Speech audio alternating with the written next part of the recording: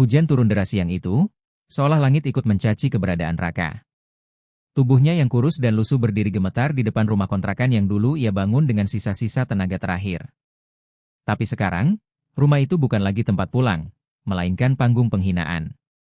Dina, istrinya, mendorong koper kumal ke pelataran, menendang sepasang sepatu butut, dan menunjuk ke arah jalan raya. Keluar. Dasar gembel. Kamu laki-laki tapi kerjanya cuma duduk bengong, teriaknya sambil menggenggam ponsel dan merekam, seolah penghinaan itu layak dipertontonkan. Raka hanya terdiam. Wajahnya tak menunjukkan amarah, hanya tatapan kosong yang menahan lautan luka. 7 tahun hidup bersama seolah tak lebih dari sekumpulan serpihan debu bagi Dina. Kamu pikir aku bakal hidup selamanya sama pengangguran? Gaji tukang parkir aja lebih banyak dari kamu, lanjut Dina dengan suara menusuk, sebelum membanting pintu di wajahnya. Raka terdorong mundur, bajunya basah kuyup, dan langkahnya terhuyung seperti anak kecil yang baru saja kehilangan rumah. Orang-orang mulai berkumpul. Tetangga menyaksikan dari balik tirai jendela. Beberapa tertawa pelan, ada yang menggeleng penuh iba. Tapi tidak ada yang membantu. Tidak satu pun. Dunia seolah ikut menuduh Raka bersalah atas kemiskinan yang ia alami. Ia mengambil jaket tua dari dalam koper dan duduk di trotoar depan rumah yang kini menjadi saksi kejatuhannya. Bukan hanya diusir dari rumah, tapi juga dari martabat sebagai suami. Dina tidak puas sampai di situ. Ia menyebarkan cerita bahwa Raka adalah suami gagal, pemalas, dan mantan penipu kecil-kecilan. Ia menyulut fitnah dari grup WhatsApp tetangga hingga ke media sosial. Malu aku punya suami kayak dia. Gembel. Mending mati aja, tulisnya dalam status, lengkap dengan emotikon tawa. Dan status itu disukai oleh Riko, atasannya yang diam-diam sudah menjadi selingkuhannya sejak 6 bulan terakhir. Hari itu, Raka berjalan tanpa tujuan, hanya ditemani rintik hujan dan sisa rasa harga diri yang remuk. Ia duduk di bawah jembatan layang, menggigil, menatap lampu-lampu kota yang menyilaukan. Namun di balik luka yang membatu itu, seberkas api kecil mulai menyala. Bukan dendam, tapi kesadaran. Bahwa dirinya selama ini hanya tidur. Dunia sudah menamparnya cukup keras untuk membangunkan sosok yang selama ini tertidur dalam tubuhnya yang lemah. Sambil memeluk lututnya, Raka merogoh kantong celana. Ia masih menyimpan liontin kecil berbentuk cakra dari kayu hitam, benda peninggalan almarhum ayah angkatnya. Di balik liontin itu, tertulis kata samar, bila waktumu tiba, bangkitlah sebagai Raditya. Kata-kata itu dulu hanya jadi kenangan, tapi malam itu terasa seperti pesan kebangkitan. Bukan hanya dari keterpurukan, tapi dari sebuah identitas yang selama ini ia kubur dalam-dalam. Langit malam berubah menjadi saksi. Di tengah arus kendaraan dan nyanyian hujan, Raka menarik napas panjang. Ia menatap ke kejauhan dengan mata yang perlahan kehilangan kelembutannya. Bukan karena benci, tapi karena ia tahu, dirinya bukan siapa-siapa bagi dunia saat ini. Namun dunia tidak tahu siapa dirinya yang sebenarnya. Dan ketika waktunya tiba, dunia akan terkejut. Dan saat Dina tidur pulas di ranjang hangat bersama selimut barunya, ia tak tahu bahwa pria yang tadi ia usir bukan sekadar gembel. Tapi teka-teki yang baru saja bangun dari tidur panjangnya. Fajar belum menyentuh langit saat Raka membuka matanya di bawah kolong jembatan yang dingin dan beraroma aspal basah. Perutnya perih menahan lapar, tenggorokannya kering. Ia merogoh saku celana yang lembab, tinggal selembar uang lusuh, Rp5.000, satu-satunya peninggalan dari sisa harga dirinya. Ia berjalan perlahan ke warung nasi kucing pinggir jalan, membeli seporsi kecil nasi dengan tempe gosong dan segelas air bening. Tak ada lauk, tak ada sambal. Hanya diam dan kunyahan berat yang ia telan bersama rasa pahit yang belum selesai. Di seberang warung, sekelompok remaja tertawa saat melihatnya. Salah satu dari mereka berteriak, itu si Raka, mantan suami Bu Dina. Sekarang gembel beneran, ya? Raka tak membalas. Ia hanya menunduk, menahan air mata yang nyaris tumpah. Ia tahu dirinya menjadi lelucon publik. Dunia mempermalukannya tanpa jeda. Namun di balik tatapan lesu itu, ada sesuatu yang sedang dikumpulkan, bukan lagi sisa uang, tapi sisa-sisa nyali dan kesadaran yang selama ini tenggelam. Setelah menghabiskan makanan seadanya, Raka berjalan ke arah taman kota yang sepi. Ia duduk di bangku kayu yang mulai lapuk, mencoba mengatur napas. Di sela lamunannya, seorang pria tua berjubah kelabu mendekat. Sosok itu membawa tongkat kayu dan senyum misterius. Kau masih menyimpan liontin itu, Bukan, tanyanya lirih. Raka terhenyak, tubuhnya kaku. Tak ada yang pernah tahu soal liontin itu, kecuali satu orang, Pak Wirya, sahabat almarhum ayah angkatnya, yang dikabarkan sudah meninggal bertahun-tahun lalu. Kenapa kau bisa? Gumam Raka dengan suara tercekat. Pria tua itu duduk di sampingnya, menepuk bahunya dengan tangan keriput namun hangat. Kau terlalu lama tidur, nak. Dunia menunggumu. Kau bukan hanya Raka yang dibuang istri. Kau adalah Raditya Angkasa, ahli waris dari sesuatu yang tak bisa dibeli dengan cinta palsu. Raka tercekat. Nama itu, yang ia pendam selama 5 tahun, kembali menggema seperti suara genderang perang dalam dadanya. Pak Wirya menyerahkan sebuah amplop coklat yang disegel dengan lilin merah. Ini bukan waktunya untuk menyerah. Di dalamnya ada akses menuju rekening dormant yang selama ini tersembunyi atas namamu. Uang itu milik ayah angkatmu, dialihkan padamu secara rahasia sejak 5 tahun lalu, saat ia tahu kau diburu oleh mereka yang mengincar pewaris tunggalnya. Raka menatap amplop itu dengan tangan gemetar. Ia tahu hidupnya akan berubah, bila ia mau melangkah lagi. Namun bayang-bayang luka masih mengikatnya. Ia ingat wajah Dina saat mengusirnya, saat tertawa bersama pria lain di balkon rumah kontrakan yang dulu mereka ket bersama. Ia ingat setiap kata hinaan, setiap pengkhianatan. Tapi kini, luka itu bukan untuk ditangisi. Luka itu menjadi bahan bakar. Ia menggenggam liontin dan amplop itu erat, seolah hidupnya digenggam ulang oleh takdir yang bersedia memberi kesempatan kedua. Raka menatap ke langit yang mulai berwarna jingga. Di matanya, tak ada lagi kabut keputusasaan. Ia tahu jalan di depannya masih panjang, masih berduri.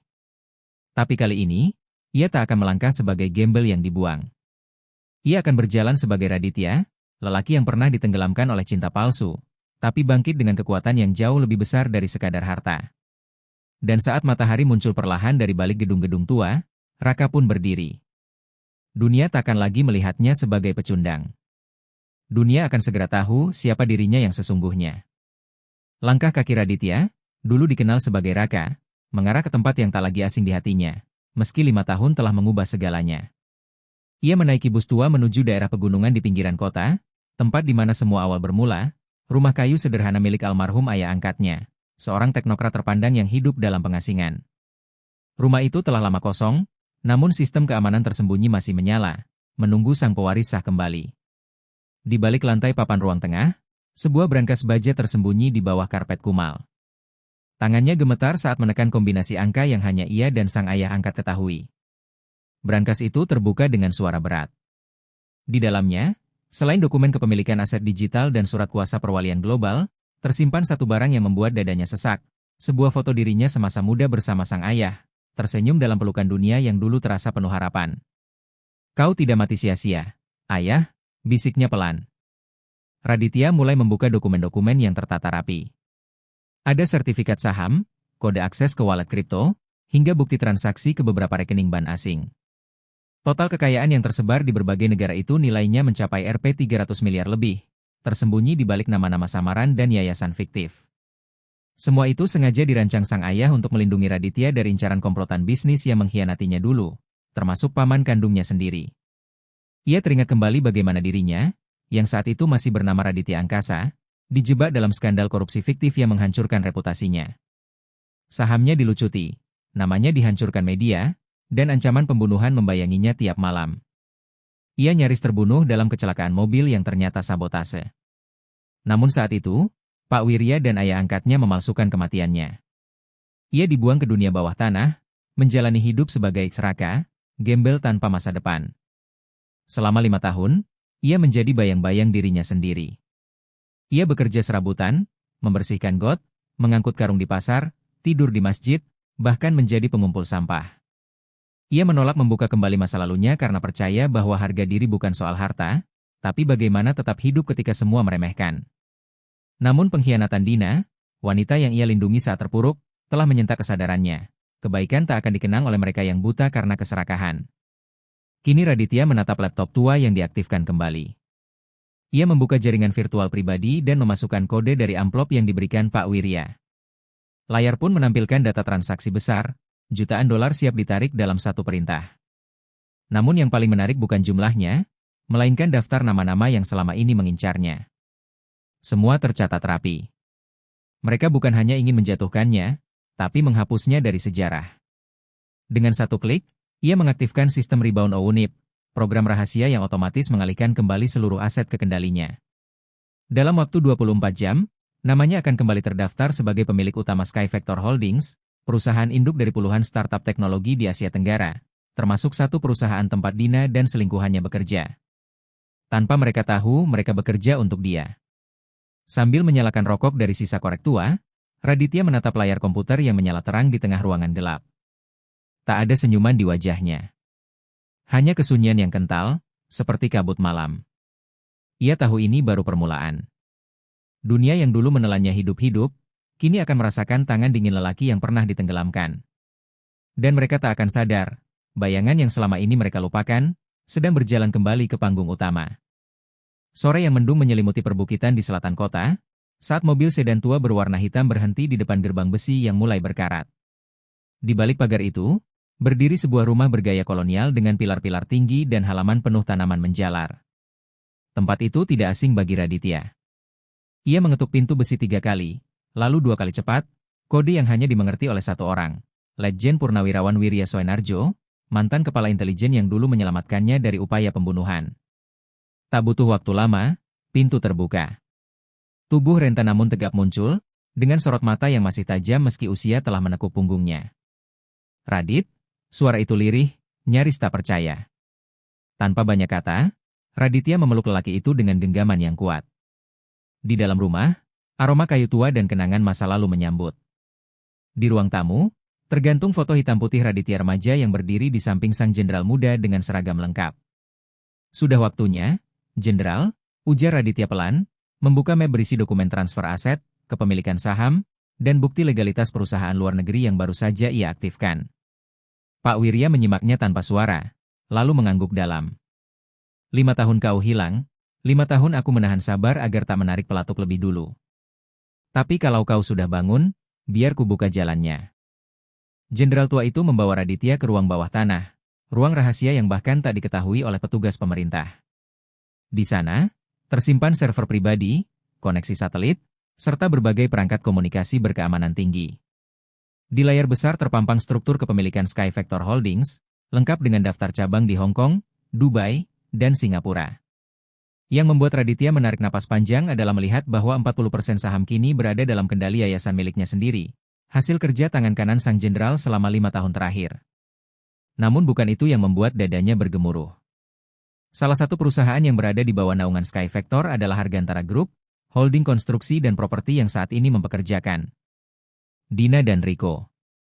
Mereka tak tahu bahwa raja di balik layar itu bukan hanya mengenal nama mereka, tapi juga masa lalu mereka, dosa mereka, dan bagaimana mereka menciptakan luka terdalam yang pernah Raditya rasakan. Kau mau aku tarik mereka keluar dari sistem sekarang? Tanya Pak Wirya, menyentuh papan kontrol. Raditya menggeleng. Belum. Biar mereka menikmati rasa menangnya lebih lama. Kita tidak membalas dengan darah. Kita balas dengan harga diri. Jawaban itu disambut senyum tipis sang jenderal. Ia tahu muridnya tak hanya tumbuh menjadi kuat, tapi juga dingin dan penuh kendali. Balas dendam paling menusuk adalah saat musuh bahkan tak sadar mereka sedang dikalahkan. Malam itu, mereka duduk berdua di beranda, menatap lampu-lampu kota dari kejauhan. Aku tidak akan sembunyi lagi, Jenderal, kata Raditya. Tapi aku juga tak akan muncul dengan wajah lama. Dunia akan mengenalku dari bayangan yang tak bisa mereka sentuh. Angin dingin berembus membawa suara jangkrik dan daun-daun gugur. Malam terasa tenang, tapi Raditya tahu, badai sedang ia siapkan, dan tak seorang pun akan tahu dari mana asalnya. Dan di balik malam yang hening itu, jam takdir berdetik menuju hari ketika dunia, termasuk Dina, akan terpaksa menengadah pada bayangan lelaki yang dulu mereka buang seperti sampah. 3 hari setelah pertemuan di rumah Jenderal Wirya, Raditya sudah duduk di ruang rapat mewah gedung perkantoran di kawasan elit Sudirman. Bukan sebagai tamu, bukan pula sebagai klien. Ia duduk di kursi pemilik modal, dikelilingi oleh tim hukum, konsultan pajak internasional, dan ahli korporasi bayangan. Operasi pengambil alihan ini tidak hanya menyangkut perpindahan kepemilikan, tapi juga rekayasa ulang citra. Semua dokumen disusun ulang, hingga tak satu pun yang bisa melacak bahwa sang pemilik sebenarnya adalah lelaki yang dulu tidur di bawah jembatan. Nama, Raditya Angkasa, tetap terkubur. Sebagai gantinya, ia menghidupkan identitas bisnis baru, Alvaro Ilman, nama samaran yang ia ciptakan sebagai wajah dari yayasan fiktif Mata Langit Foundation. Lewat nama itu, ia mengalihkan dana 300 miliar yang tersebar ke sejumlah perusahaan kunci. Dalam waktu kurang dari sebulan, ia telah membeli saham mayoritas pada 6 perusahaan raksasa, termasuk satu yang kini tengah mengerjakan proyek reklamasi properti milik Argantara Group, tempat Dina dan Riko bekerja. Langkahnya begitu senyap, namun telak. Ia tidak mengguncang pasar. Ia menyusup perlahan melalui celah legalitas, memanfaatkan celah pajak, hingga akhirnya duduk sebagai pemegang kendali. Di rapat pemegang saham, hanya satu kalimat dari juru bicara yayasan yang membuat seluruh eksekutif membisu. Mulai hari ini, keputusan strategis perusahaan ada di tangan pemilik baru. Mereka tidak tahu bahwa pemilik baru adalah bayangan masa lalu yang kini kembali dengan kekuatan penuh. Sementara itu, Dina tak pernah menyangka bahwa perubahan drastis di kantor berasal dari tangan yang pernah ia ludahi. Ia menganggap kekacauan dalam proyek-proyek mereka adalah hal biasa. Ia bahkan menyalahkan Riko yang mulai kehilangan kontrak besar. Kenapa semua tender kita dicoret? Siapa yang main belakang? Bentaknya suatu malam saat rapat internal. Riko hanya mengangkat bahu, frustasi. Padahal musuh mereka bukan dari luar, tapi dari bayangan yang tak mereka duga, dan mungkin tak akan mereka sadari, sampai semuanya terlambat. Raditya tidak buru-buru memunculkan dirinya. Ia menikmati permainan dari kejauhan. Di malam-malam sepi, ia memantau data perusahaan, komunikasi internal, bahkan laporan keuangan yang sengaja ia pelintir sedikit demi sedikit agar proyek gagal perlahan. Ia tidak merusak, hanya menarik benang satu persatu hingga jaring itu runtuh dengan sendirinya. Dan yang paling menyakitkan bagi musuh adalah, mereka bahkan tidak tahu sedang dilumpuhkan oleh siapa.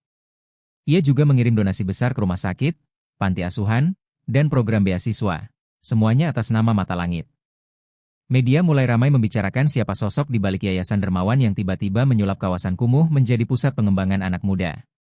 Tak ada yang tahu bahwa di balik niat baik itu, ada seseorang yang sedang memperbaiki dunia, sambil memberi pelajaran pada mereka yang pernah menghancurkannya. Namun di balik layar, Raditya mulai merancang panggung akhir. Bukan balas dendam yang kasar, bukan pembalasan penuh amarah.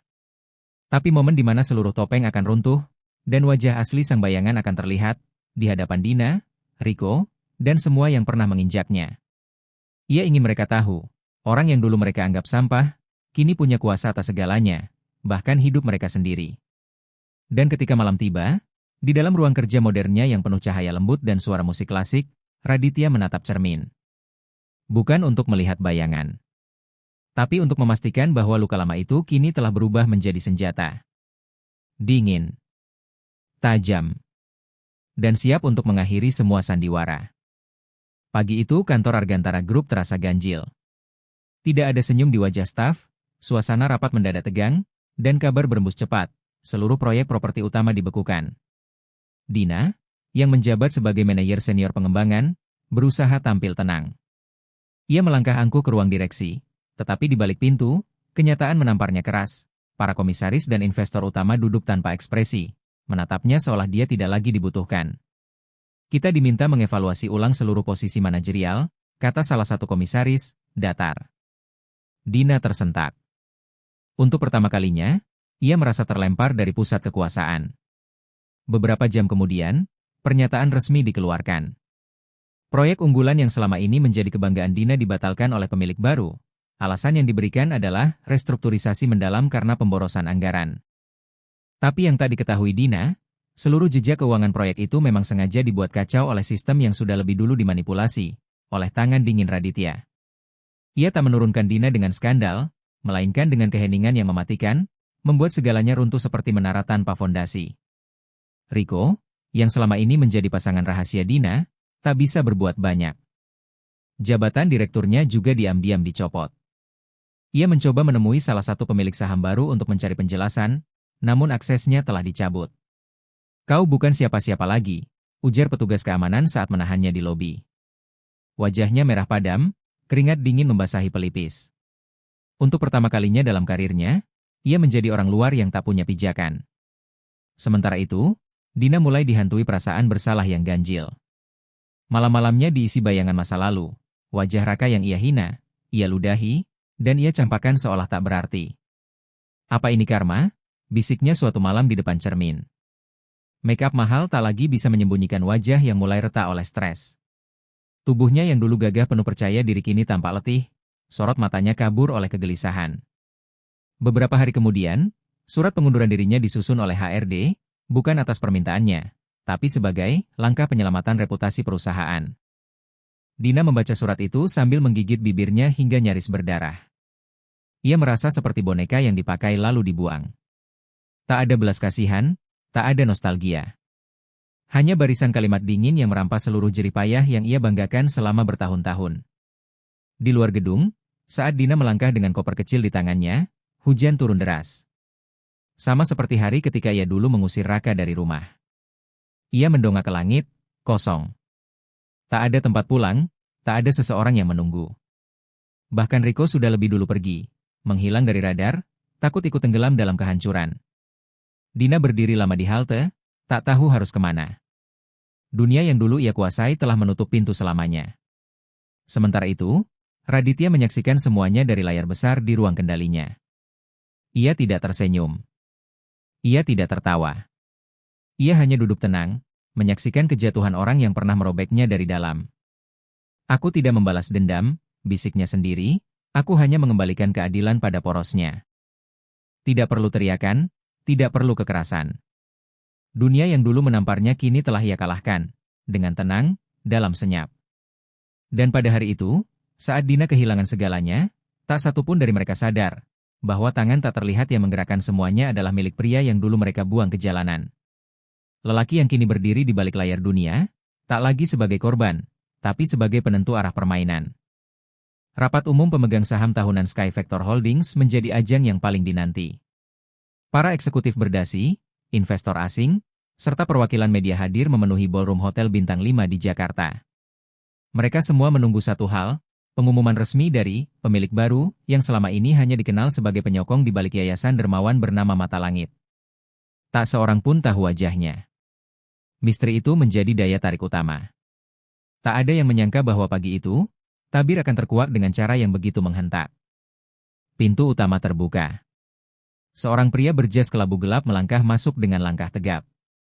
Posturnya kokoh, rambutnya tertata rapi, dan tatapannya menusuk. Hening menyergap ruangan saat pria itu berjalan ke panggung, melewati barisan yang hanya bisa menatap dalam diam. Beberapa mengenali wajah itu, namun tak berani percaya. Lalu, dengan suara tenang namun dalam, ia berkata, "Nama saya Raditya Angkasa. Dan saya kembali." Detik itu, waktu seolah berhenti. Beberapa orang berdiri setengah tak sadar. Beberapa menganga. Salah satu komisaris bahkan menjatuhkan ponselnya. Semua tahu nama itu. 5 tahun lalu, ia dikabarkan tewas dalam kecelakaan tragis setelah dicopot dari jabatan karena dugaan korupsi yang tak pernah terbukti. Tapi pria itu sekarang berdiri, hidup, lebih kuat, dan kini memegang kendali atas jaringan bisnis raksasa. Dunia bisnis bergetar. Di sudut ruangan, tersembunyi di antara undangan, Dina berdiri mematung. Ia diundang sebagai ex-manajer proyek, tak tahu bahwa yang akan berbicara adalah pria yang dulu ia usir dengan hinaan dan caci maki. Wajahnya pucat, bibirnya gemetar. Matanya bertemu dengan mata Raditya, yang tak menunjukkan dendam, hanya ketenangan yang menyakitkan. Ia berusaha berpaling, namun tak mampu. Ia tahu semuanya sudah terlambat. Dulu aku dituduh mencuri, difitnah, dan dikubur hidup-hidup oleh orang-orang yang tak ingin aku berdiri lebih tinggi dari mereka, ujar Raditya di hadapan hadirin. Aku memilih diam, karena terkadang diam lebih mematikan daripada teriakan. Dan hari ini, diam itu telah selesai. Setiap kata menggetarkan ruangan. Mereka tak mendengar pidato, mereka menyaksikan kebangkitan seorang lelaki yang pernah dikubur oleh fitnah dan pengkhianatan. Riko, yang diam-diam hadir dari barisan belakang, mencoba keluar ruangan, tapi langkahnya terhenti. Salah satu pengawal keamanan menghampirinya, menyerahkan surat perintah pelaporan atas penyalahgunaan dana proyek. Atas nama Tuan Raditya, Anda diminta bertanggung jawab. Riko pucat pasi. Dunia yang dulu ia kendalikan bersama Dina kini berbalik menelannya bulat-bulat. Ia dibawa pergi, tanpa sempat berkata sepatah pun pada Dina. Setelah pidato usai, Raditya turun dari panggung. Ia tidak menuju kerumunan wartawan, tidak juga ke ruang tunggu direksi. Ia malah melangkah menuju lorong belakang, di mana Dina berdiri kaku sendirian. Tatapan mereka bertemu sekali lagi, kali ini lebih dekat. Dina membuka mulut, berusaha berkata sesuatu, tapi Raditya hanya mengangkat tangan pelan, seolah meminta diam. Aku tak butuh permintaan maaf. Kau sudah memberikan yang paling kubutuhkan, luka yang mengubahku jadi manusia baru, katanya, pelan namun tegas. Lalu ia berbalik, melangkah pergi meninggalkan wanita yang dulu menghancurkannya. Tak dengan kebencian, tapi dengan kemenangan yang tenang. Hari itu, dunia melihat kembalinya Raditya bukan sebagai pria yang ingin membalas dendam, melainkan sebagai pemimpin baru, yang pernah jatuh sedalam-dalamnya, dan bangkit setinggi-tingginya. 3 hari setelah kemunculannya di hadapan publik, nama Raditya Angkasa menjadi buah bibir di seluruh media. Para jurnalis memburu setiap fragmen kisahnya, namun tak satu pun berhasil menembus dinding kokoh yang mengelilingi kehidupan pribadinya. Ia menolak semua undangan wawancara. Tak ada konferensi lanjutan, tak ada klarifikasi.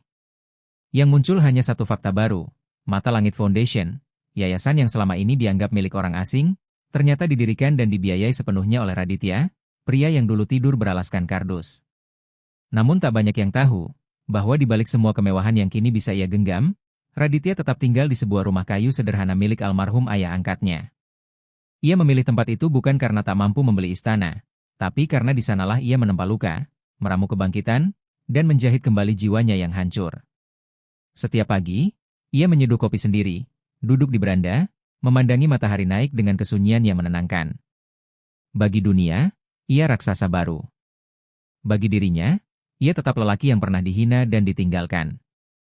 Di ruang kerjanya yang sederhana, tergantung papan besar bertuliskan tangan sendiri. Tidak semua orang harus tahu seberapa dalam kau terluka untuk bisa berdiri setegak itu. Kalimat itu bukan sekadar motivasi, tapi pengingat. Ia tahu, balas dendam yang sesungguhnya bukan menghancurkan orang lain, melainkan membuktikan bahwa ia tak lagi dikuasai oleh rasa ingin membalas. Dan untuk itu, ia memilih jalur sunyi, membangun, memberi, dan menyembuhkan. Mata Langit Foundation kini telah membiayai ratusan anak jalanan untuk bersekolah. Ia membuka klinik gratis di 3 daerah terpencil. Ia mengadopsi 5 anak yatim yang tinggal bersamanya seperti keluarga. Ia tidak mencantumkan namanya di prasasti bantuan. Tak satu pun murid tahu bahwa guru besar di balik perubahan hidup mereka adalah seseorang yang dulu dicampakan karena miskin. Raditya memberi tanpa suara. Seperti langit, luas, tenang, dan tak menuntut balasan. Malam-malamnya diisi dengan menyortir berkas beasiswa, membaca surat dari anak-anak pelosok, dan kadang menulis jurnal pribadi yang tak pernah dibaca siapapun. Di salah satu entry, ia menulis, "Aku pernah disangka mati. Tapi mungkin, memang bagian terdalam dari diriku mati hari itu, dan lahirlah aku yang tak butuh pengakuan, hanya arah." Suatu malam, ia menerima surat yang membuatnya terdiam lama. Surat dari Dina. Isinya bukan permintaan maaf, melainkan pengakuan bahwa ia kini bekerja sebagai guru honorer di desa terpencil. Tak meminta uang, tak memohon bantuan. Hanya selembar tulisan tangan berisi kalimat, "Terima kasih karena pernah mencintai aku, meski aku tak pantas menerimanya. Aku paham sekarang."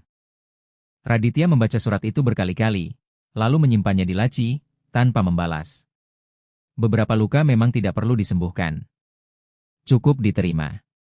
Di balik layar semua keberhasilan itu, Raditya tahu satu hal, ia bukan pahlawan. Ia hanya korban yang menolak dikubur hidup-hidup. Lelaki yang memilih berdiri kembali, bukan untuk menginjak balik, tapi untuk membuktikan bahwa luka bisa menjadi jalan pulang, bila dipeluk, bukan disangkal. Dan dalam sunyi, ia menemukan kemenangan yang tak bisa direbut siapapun, ketenangan. Dan saat dunia terus menebak siapa sebenarnya sosok murah hati di balik mata langit, Raditya tetap melangkah di jalan yang tak banyak dilalui, memberi tanpa nama, membangun tanpa pamrih, dan mencintai tanpa harus dikenang. Ia bukan lagi bayangan. Ia kini cahaya yang tidak bersinar untuk dipuji, melainkan untuk menerangi mereka yang pernah merasakan gelap. Sore itu, hujan turun rintik-rintik ketika Dina berdiri di depan pagar rumah kayu tua yang asing baginya, namun terasa begitu dekat. Ia mengenakan jas hujan lusuh, wajahnya pucat tertutup kerudung tipis, dan langkahnya goyah seperti tubuh yang kehilangan daya. Selama berbulan-bulan ia ragu, takut, malu. Namun luka yang ia timbulkan sendiri tak memberinya damai. Ia tahu, Hanya satu hal yang tersisa, pengakuan. Bukan untuk dimaafkan, tapi agar ia bisa tidur tanpa membawa beban yang menghantuinya setiap malam. Raditya membuka pintu perlahan. Ia terdiam melihat sosok yang pernah menendangnya dari hidup, kini berdiri di ambang pintunya. Tidak ada amarah di wajahnya. Hanya keheningan yang menusuk. Dina menunduk dalam, lalu menyerahkan sebuah amplop dan satu buku lusuh. Ini, catatan hidupku setelah semuanya jatuh, katanya lirih.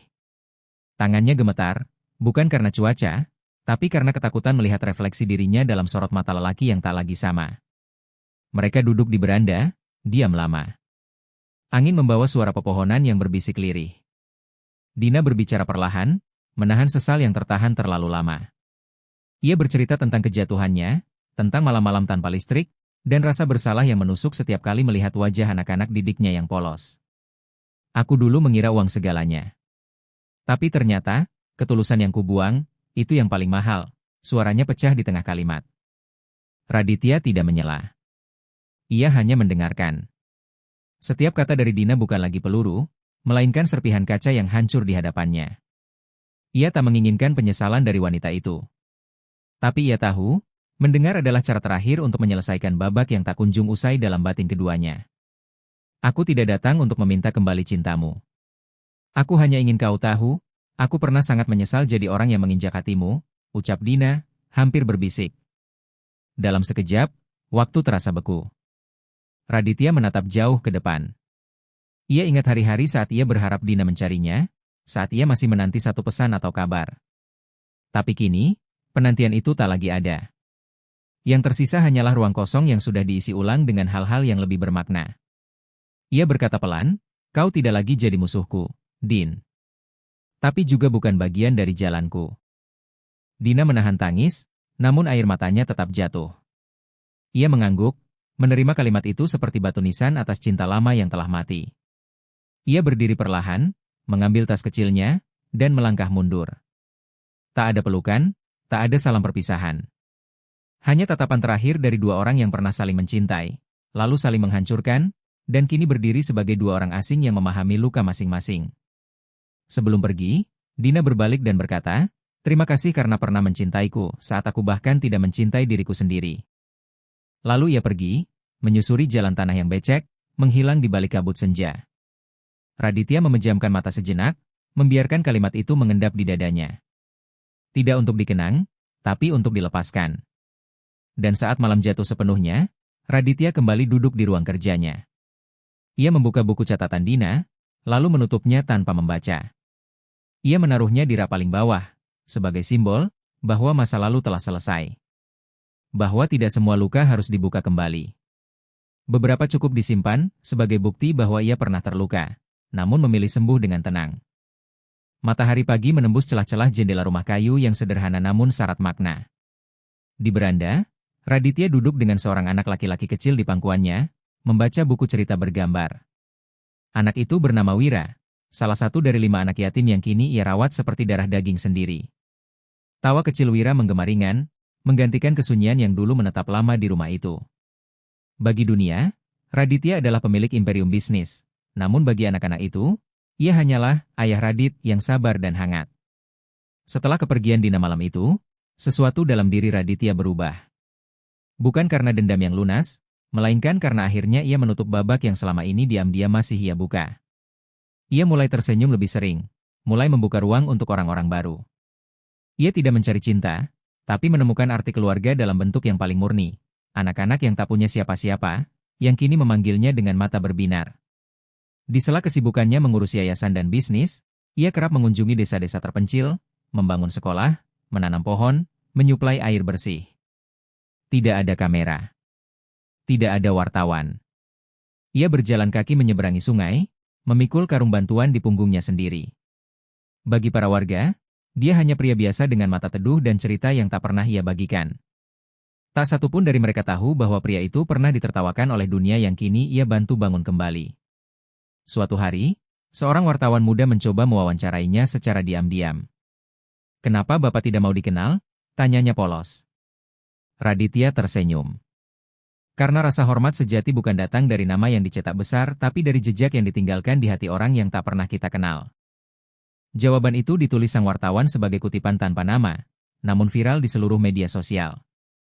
Nama Raditya tetap tak disebut. Tapi nilainya menyebar, seperti cahaya yang menyusup dari celah-celah gelap dunia. Ruang kerja Raditya kini dipenuhi lukisan anak-anak, bukan grafik saham. Di mejanya, tak ada piala, tak ada sertifikat. Hanya tumpukan surat dari anak-anak panti asuhan dan foto-foto mereka yang kini sekolah di luar negeri. Di antara surat-surat itu, ia menemukan satu yang membuatnya terdiam. Sebuah gambar kecil dari Wira, menggambarkan dirinya berdiri di atas reruntuhan bangunan besar dengan pohon tumbuh di punggungnya. Di bawah gambar itu tertulis, Ayah Radit, orang yang membuat puing-puing jadi taman. Sore itu, Raditya menatap langit dari bukit kecil di belakang rumah. Angin membawa aroma tanah basah dan bunga liar. Ia tahu, hidupnya tidak sempurna. Ia pernah dibuang, dikhianati, dijatuhkan. Namun ia memilih tumbuh, bukan membalas. Dan di sanalah kekuatannya, pada pilihan untuk tidak menyerupai mereka yang menyakitinya. Tak ada penyesalan yang tersisa. Hanya kedamaian. Bukan karena semua luka hilang, tapi karena ia telah berdamai dengan luka itu. Ia tahu, tidak semua orang bisa kembali setelah dihancurkan. Tapi jika ada satu hal yang ia pelajari, itu adalah, ketika dunia membuangmu sebagai debu, kau bisa memilih untuk menjadi tanah, tempat benih-benih baru tumbuh. Dan di atas puing-puing masa lalu itulah, Raditya membangun taman kehidupan, bukan untuk dikenang, tetapi untuk diwariskan. Karena hidup bukan tentang membuktikan siapa salah dan siapa benar. Tapi tentang bagaimana, meski retak dan pecah, seseorang masih bisa menjadi pelita bagi orang lain. Beberapa tahun kemudian, nama Raditya Angkasa tetap tak tercatat di jajaran tokoh berpengaruh dunia. Ia tak pernah tampil di layar televisi, tak hadir di panggung penghargaan.